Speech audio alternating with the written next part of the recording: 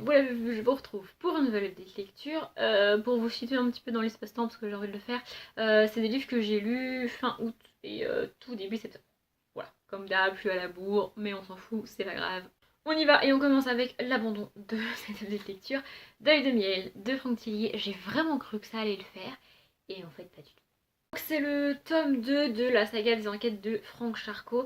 J'avais abandonné le premier tome qui est Train d'enfer pour Ange Rouge. Mais je m'étais dit que en fait, ce qui me dérangeait dans le tome 1, c'était l'enquête et la tournure que prenait cette enquête qui se basait sur des trucs, à mon sens, surnaturels en fait, de voyance et tout auquel je crois pas. Du coup, c'est pour ça que j'avais abandonné le tome 1. Mais j'avais quand même décidé de continuer la saga et de continuer les Franck Tillier et les Franck Charcot. Donc j'ai eu celui-ci, enfin j'ai commencé celui-ci. Je l'ai acheté il n'y a pas très longtemps, je vous l'ai présenté dans un book haul. C'est le dernier book haul, je crois, ou l'avant-dernier, je sais plus. Mais je crois que c'est le dernier, bref, on s'en fout. Donc ici, ça va être une nouvelle enquête. On a en fond, et je vais le dire dès maintenant avant de résumer l'enquête et l'histoire, on a en fond la vie privée de Franck Charcot. Sauf qu'en fait, comme j'ai pas été au bout du premier tome, enfin du premier livre, je ne sais pas ce qui est dévoilé à la fin de Train d'enfer pour Ange Rouge, de la vie privée de Franck Charcot. Et du coup, j'ai pas envie de spoiler la fin de Train d'enfer pour Ange Rouge pour ceux qui l'auraient pas lu et qui voudraient le lire. Donc je ne vais rien dire de la vie privée de Franck Charcot, mais ça a une part importante dans l'histoire. On a pas mal d'infos sur ce qui lui est arrivé, ce qui s'est passé, tout ça, que moi du coup j'ai découvert, parce que je ne sais pas si les gens qui ont été à la fin du livre d'avant le savent ou pas, hein, toujours pareil. Mais du coup j'ai trouvé ça plutôt cool qu'on ait ces infos là et que ce soit un peu plus développé la vie perso du personnage, tout du moins au début. L'histoire, enfin, l'enquête, c'est qu'on va découvrir le cadavre d'une femme dans un confessionnal, dans une église donc. Voilà, voilà, c'est tout. Et après, on va enquêter sur comment elle est arrivée là, qui c'est qui l'a tuée, est-ce qu'il va y en avoir d'autres, est-ce qu'il y a d'autres gens qui se sont fait enlever, qui se sont fait tuer, pourquoi elle est comme ça, comment elle est morte, parce que physiquement, enfin visuellement, on ne voit pas, il n'y a pas de traces de poignard, de balles ou de coups, on ne sait pas comment elle est morte quand on la trouve. Du coup, il va y avoir l'autopsie, tout ça qui va répondre à toutes ces questions, et l'enquête va démarrer.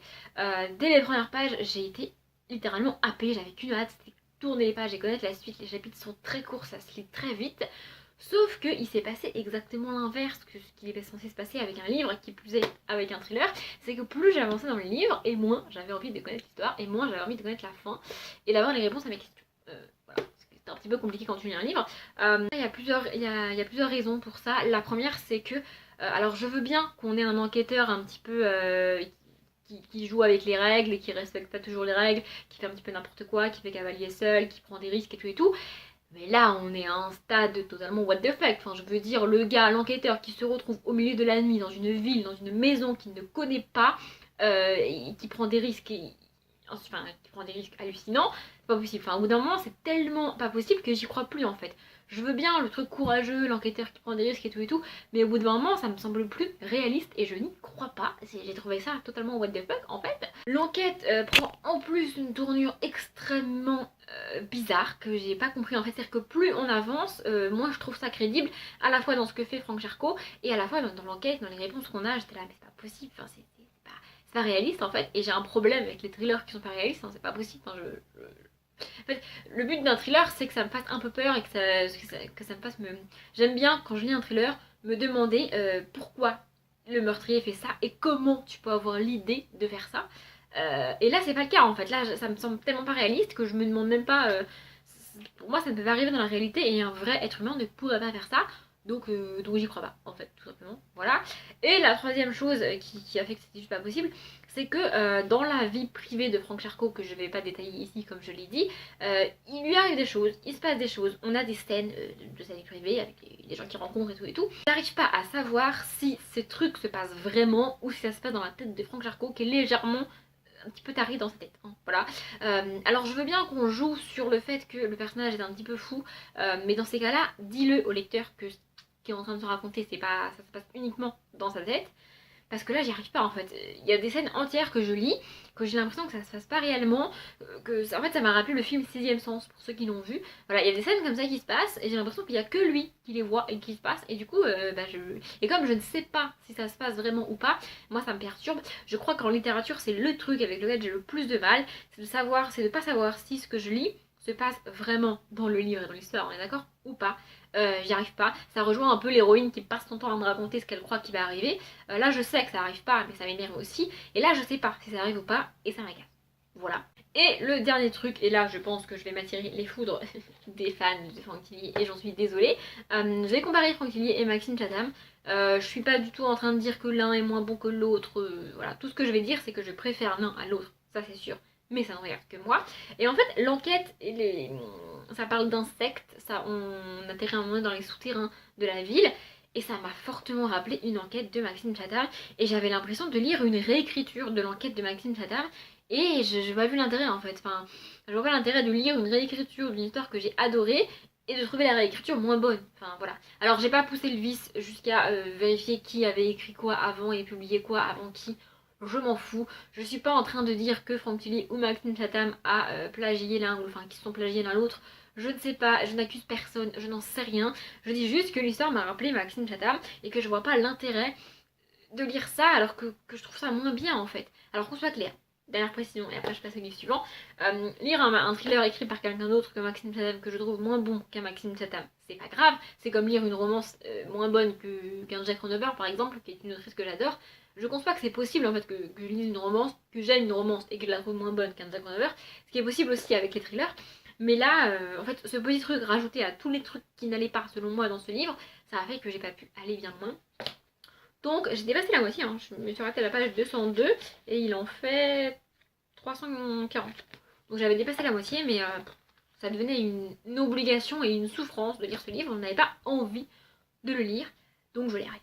Et du coup, j'ai décidé que pour Franck Tilly, j'allais arrêter la saga des Franck Jarcot parce que je pense que j'ai un problème avec le personnage. Et je vais essayer de lire d'autres livres de Franck Tilly, mais en dehors de Franck Jarcot. Il a dû en écrire, c'est obligé. Ensuite, j'ai lu Les Gardiens de l'Éternité, le tome de Santiago. Donc, j'ai lu fin août, comme je l'ai dit, j'avais un petit peu décalé. J'ai mis le tome 11 dans Ma Balle de l'Automne. Et donc, le tome 10, c'est Santiago, je crois que j'ai déjà dit. Bref, de Alexandra Evie. J'adore cette saga, je vous en parle très régulièrement. Comme dans chaque tome, on a un vampire super fort, super blablabla, tout ça, qui doit sauver une jeune femme, blablabla, tout ça. Ça, c'est le schéma des autres tomes. Ici, on a un schéma un peu différent parce que la femme en question est une vampire aussi et elle est plus âgée que lui en année vampire en fait. Donc physiquement, ils ont le même âge physique, mais en année vampire, elle est plus vieille que lui, elle est plus forte que lui, elle a plus de pouvoir que lui, c'est une chef de clan, elle est supérieure à lui en fait en tant que vampire. Du coup, elle a absolument pas besoin de lui. Hein. Voilà, elle se démerde très bien toute seule. Ça serait même elle qui devrait le sauver parce qu'elle est plus forte que lui, vous voyez. Du coup, voilà, on a une femme vraiment, vraiment très forte, mais on a aussi un homme qui ne peut pas s'empêcher d'essayer de la sauver alors qu'elle a clairement pas besoin de lui. J'ai vraiment beaucoup aimé ce tome-là. Bizarrement, ce que j'ai préféré dans le tome, c'est qu'on a le tome 11 qui se met en place, c'est-à-dire qu'on a le Roque. Oui, on a le personnage Roque qui est le vampire qui va être dans le tome 11. On a l'histoire du tome 11 qui se met en place dans ce tome-là, ce qui fait que j'ai actuellement là très envie de lire le tome 11. Au moment où vous voyez la vidéo, il est quasi sûr que j'ai déjà lu le tome 11 parce que j'ai vraiment envie de le lire. Ça se lit très bien. J'ai beaucoup aimé ce tome-là. On revoit les personnages d'avant, il y a plein de trucs qui se mettent en place. On parle de démons, de l'enfer, enfin bref, c'est vraiment très cool. C'est de la romance, érotique 8 litres, mais on a aussi un monde autour vraiment développé, vraiment cool. Enfin bref, j'adore cette saga. Bon, je sais pas quoi vous dire de plus. Et j'écoute toujours Shadow de Austin Mahone et j'adore cette chanson. Ensuite, la même semaine, j'ai lu La Maison du Péril de Agatha Christie. Alors, c'est pas du tout le Agatha Christie que je devais lire ensuite parce que, pour rappel, je lis les Agatha Christie dans l'ordre dans lequel elle les a écrits. Voilà, c'est comme ça. En fait, je ne sais pas trop dans quel ordre les lire. Et du coup, je me suis dit que me tenir à ça et lire dans l'ordre dans lequel elle les a publiés, tout du moins, ça m'évitait de me perdre, ça m'évitait de galérer à savoir lesquels j'ai lu, lesquels j'ai pas lu, où j'en suis de Hercule Poirot, où j'en suis de Miss Marple, enfin bref, les lire. Donc voilà, je les lis dans l'ordre dans lequel elle les a publiés, comme ça je suis sûre de mon coup. Sauf que, je l'avais dit dans le book haul, le suivant que je devais lire c'était l'affaire Protero ou l'affaire Protéor, je ne sais plus dans quel sens sont les lettres. Sauf que je ne l'avais pas trouvé d'occasion au moment d'acheter. Du coup j'avais acheté les suivants, dont celui-ci faisait partie. Et j'avais dit que soit j'aurais hyper envie de lire un Agatha Christie et du coup bah, je lirais celui que je peux lire et celui que j'ai dans ma palle. Soit j'attendrai de trouver celui que je dois lire dans l'ordre chronologique, tout ça. Sauf qu'en fait, pour le groupe Facebook Avopal, fin août, la dernière semaine d'août, je crois, il y avait, donc c'était une semaine de marathon à thème. Je vous remets le lien en barre d'informations si jamais vous voulez vous inscrire. C'est un groupe Facebook. Tous les mois, il y a 2 semaines de marathon qui sont organisées. Il y a des votes pour les dates et pour les thèmes. Parce que la première semaine est un marathon libre. Vous lisez ce que vous voulez. Et la deuxième semaine est un marathon à thème. Ça va de un genre. Là, c'était les suites de saga.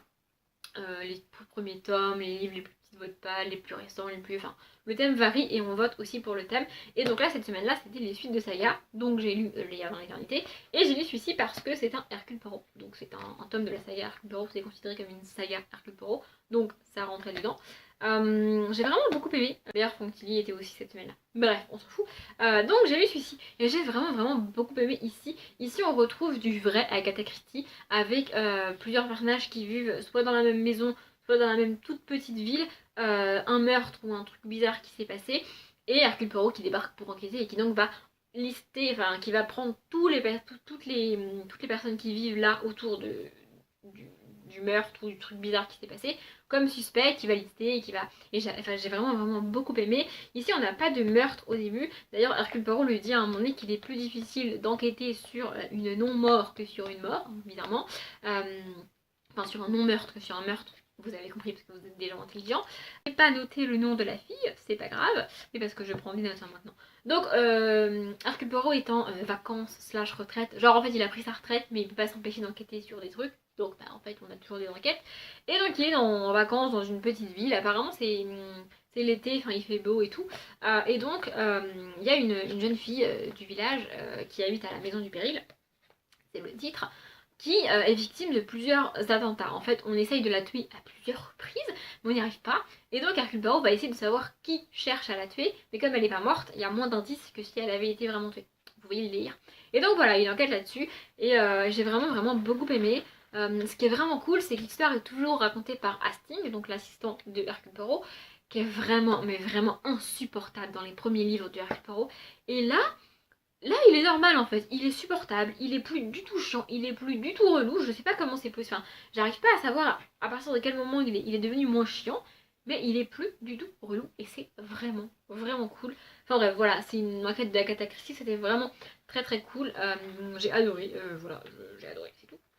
Et enfin, cette même semaine, toujours de suite de saga, j'ai lu La prophétie du fléau, qui est le tome 2 de Grégor, écrit par Suzanne Collins. J'adore cette saga. Oh, il y a mon marque-page encore. Donc ici, on retrouve Grégor et sa petite sœur Moufle. J'adore Moufle. C'est une petite fille, elle a 2-3 ans, mais j'adore cette petite fille. Elle est géniale. Donc pour rappel, dans le tome 1, au tout début du tome 1, Grégor et sa petite sœur basculent dans un espèce de monde souterrain et vont découvrir des créatures bizarres et une prophétie qu'ils vont devoir réaliser et tout.